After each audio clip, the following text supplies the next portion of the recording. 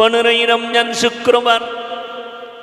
ভাইরম হাদিসের সঙ্গে মিলে গেছে, নবীজি বলেছেন 15ই রমজান শুক্রবার হবে, আল্লাহ ওই দিনই পৃথিবীকে ধ্বংস করবেন। গোটা ভারত আর বাংলাদেশ তোলপাড়, হুজুর বলে দিয়েছে পৃথিবীটা ধ্বংস হবে 15ই রমজান। আসসালামু আলাইকুম ইসলাম দরদি ভাই ও বোনেরা, দেশ এবং দেশের বাইরে থেকে যারা আমার এই ভিডিও দেখছেন তাদেরকে জানাই আমার অন্তরস্থল থেকে আন্তরিক প্রীতি ও শুভেচ্ছা ও সালাম। তো আজকে যে হুজুরকে নিয়ে এসেছি সে হুজুর হচ্ছে ইয়াসিন সাহেব। ইয়াসিন সাহেবের মুখ থেকে আমরা শুনে নেব বিশেষ কিছু মূল্যবান কথা, যে কথাগুলি সত্যি একটা যুক্তিসঙ্গত এবং সামাজিক কথা। তো চলুন আর বেশি দেরি করব না, আমরা সরাসরি শুনে নেব ইয়াসিন হুজুরের মুখ থেকে আমরা কিছু ইসলামিক জরুরি এবং সমাজে যে বেশি ব্যবহৃত যে সমস্ত জঘন্য কাজগুলো হয় সেই সমস্ত জঘন্য কাজগুলোর প্রতি আলোকপাত করেছেন, সেই জিনিসগুলো আমরা শুনবো। তো চলুন শুনে নিই আমরা হুজুরের মুখ থেকে। এই গত 15 রমজান দেখবেন একটা ঘটনা ঘটেছিল, কি বুঝলেন? 15ই রমজান শুক্রবার বাংলাদেশের একজন হুজুর বয়ান করলে কানে হাত দিয়ে 15ই রমজান শুক্রবার। ভাইরম হাদিসের সঙ্গে মিলে গেছে, নবীজি বলেছেন 15ই রমজান শুক্রবার হবে, আল্লাহ ওই দিনই পৃথিবীকে ধ্বংস করবেন। গোটা ভারত আর বাংলাদেশ তোলপাড়, হুজুর বলে দিয়েছে পৃথিবীটা ধ্বংস হবে 15ই রমজান। আমি কলকাতা মিটিয়াবুর্জে আদায় করতে এসেছি, ফোন করে বলছে হুজুর 15ই রমজান কি হবে? আমি বললাম তুই আগে মরবি, আমি লয় দে। বলছে একজন হুজুর বলেছে, আমি বললাম সে হুজুরও মরবে আর তুইও মরবি। আপনারা বলুন, রমজান মাসে দুনিয়াটা আছে না ধ্বংস হয়েছে? আছে। ভবিষ্যৎ আল্লাহ ছাড়া পৃথিবীর কেউ কথা বলে না, কেউ জানে কিয়ামত কবে হবে? কেউ জানে? সূরা লুকমানের একবারই শেষ হয়, ইন্নাল্লাহা ইনদাহু ইলমুস সাআহ ওয়া ইউনাজ্জিলুল গায়থা ওয়া ইয়ালামু মা ফিল আরহাম। কিয়ামত কবে হবে আমি আল্লাহ ছাড়া পৃথিবীর কেউ জানে না। মায়ের গর্ভে বেটা আছে না বিটি, বিকালঙ্গ না কালো, খোড়া আছে না ভালো, আমি আল্লাহ ছাড়া পৃথিবীর কেউ জানে না। যে পাথর বেচছে 3টে রুটি খেতে পাই 20 টাকায় তরকারি দিয়ে, যে লিখছে 50,000 বেতন পায়। ভাগ্য কার খারাপ? হারাম। যারা জ্যোতিষীকে হাত দেখাবে তাদের ঈমান চলে যাবে, তাদেরকে কালমা পড়ে মুসলমান হতে হবে। সে মুসলমান হোক আর অমুসলিম, কেউ যদি বলে আমি ভাগ্য বলে দিতে পারি, কাফের, সে বেঈমান। ভাগ্যের মালিক একমাত্র আল্লাহ।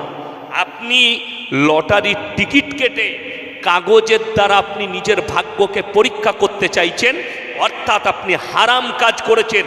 আল্লাহ ব্যতীত কাগজের ওপরে বিশ্বাস আনার কারণে আপনার ঈমান ধ্বংস হয়ে যায়। সকলে বলুন রুজির মালিককে? আল্লাহ।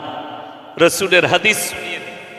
অনেক জনা মনে করে যাদের ঈমান কমজোর, আমরা আলেমরা বিশ্বাস রাখি রুজির মালিক, সকলে বলুন আল্লাহ। আমরা আলেমরা বিশ্বাস রাখি, তার কারণ কি? একটাই, আমরা প্রমাণ পাই, প্রমাণ দেখিয়ে দিচ্ছি আপনাদিকে। আজকে প্রমাণ দিয়ে যাচ্ছি। আল্লাহ রব্বুল ইজ্জত রসুল সাল্লাল্লাহু আলাইহি সাল্লাম হাদিস বর্ণনা করলেন, যারা আল্লাহর রাস্তায় থাকবে, যারা দ্বীনের পথে থাকবে, আল্লাহ মৃত্যুকাল পর্যন্ত তাদেরকে ইজ্জতের রুজি দান করবেন। সকলে বলুন সুবহানাল্লাহ। ইজ্জতের রুজি। তার একটা প্রমাণ দিই। আমরা জলসা করতে এসেছি, ইমাম সাহেবরা সব থেকে ভালো খাবারটা কাদের দাস্তারখানে? কথা বলে না? আমাদের। ভালো খাবারটা বড় জিনিস নয়, ইজ্জতের রুজিটা হচ্ছে বড় জিনিস। যারা মনে করছেন হারাম হোক হালাল হোক টাকা থাকতে হবে তবে মানুষ, তারা ভুল পথে আছে।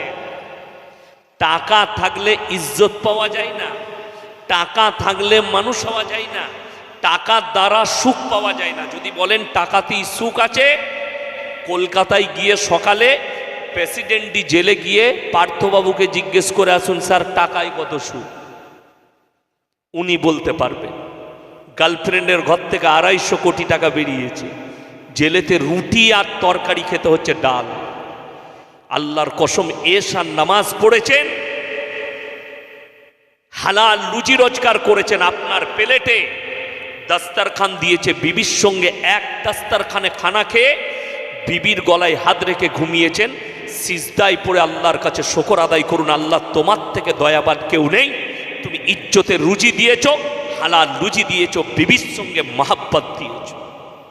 তা না হলে নদী পেরুলি কলকাতা, রাত 2টোর সময় ফ্ল্যাটে বাস করে, রাত 2টোর সময় মদ খেয়ে ঢুকেছে, BMW গাড়ি পার্কিংয়ে লাগিয়ে দিলে ফ্ল্যাটে গিয়ে দেখছে বউ ঘুমিয়ে আছে কুকুরের সাথে, ও আন্ডার প্যান্ট পরে মদ খেয়ে সোফার উপরে, কোটি টাকার ব্যালেন্স, বিবির পাশে শুতে পাই না, বইয়ের পাশে কুকুর শোয়, ও শোয় মদ খেয়ে সোফার উপরে।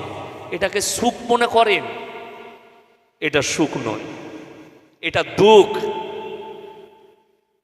যারা টাকা আছে, বাপের টাকা নিয়ে যারা বারে যাও, টাকা উড়াও, তারা মনে করছে ওটা সুখ। আল্লাহর কসম সুখ নয়। যে ডাল আলু ভাত খায়, এশার নামাজ পড়ে, আর বিবির গলায় ফজর পর্যন্ত হাত রেখে ঘুমাতে পায়, তার থেকে বড় সুখী পৃথিবীতে কেউ নেই। উঠে ফজরের নামাজ পড়লেন, আল্লাহ আমাদেরকে সুখী করেছে, আলেম দিকে সুখী করেছে। আমরা আল্লাহ শুকর আদায় করি। সবাই নিয়ত করুন 5 ওয়াক্তের নামাজি হবো আজ থেকে, হাত তুলে বলুন ইনশাল্লাহ। কেন? রসুলের হাদিস, যারা 5 ওয়াক্তের নামাজি হবে মৃত্যুকাল পর্যন্ত আল্লাহ তাদের রুজিতে কোনোদিন কমি দিবেন না। জোরে বলুন সুবহানাল্লাহ।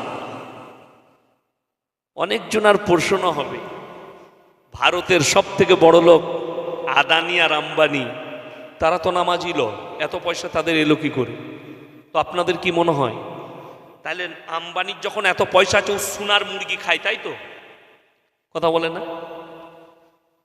সোনার মুরগি খাওয়া যায়, আলমারিতে সাজিয়ে রাখা যায়। আমি বোম্বে গিয়েছিলাম 4 মাস আগে, সফর ছিল। একজন দাওয়াত দিল, হুজুর দেশি মুরগি খাওয়াবো। মানে বোম্বেতেও দেশি মুরগি পাওয়া যায়? বলে হ্যাঁ খাই তো। গেলাম, দেখছি লাল মুরগি, সেই বড় বড় পাটনায় মুরগিগুলো রান্না করেন। দুধ, এটা দেশি কে বললো? আমার মারা যেটা চাষ করে, ডিম পাড়ে, সেই মুরগি আর এই মুরগি বহুত ফারাক। তো আম্বানিকেও মুরগি খেতে গেলে গ্রামের মুরগি কিনে নিয়ে যেতে হবে। হ্যাঁ বন্ধুরা, আজকের ভিডিও কিন্তু এই পর্যন্ত। এরপরে কিন্তু আবার আমরা নতুন কোনো একটা ভিডিও নিয়ে উপস্থিত হবো। তাই বন্ধুরা, আমার এই চ্যানেলটাকে যারা সাবস্ক্রাইব করবেন, তারা কিন্তু প্লিজ দয়া করে সাবস্ক্রাইব করে নিও।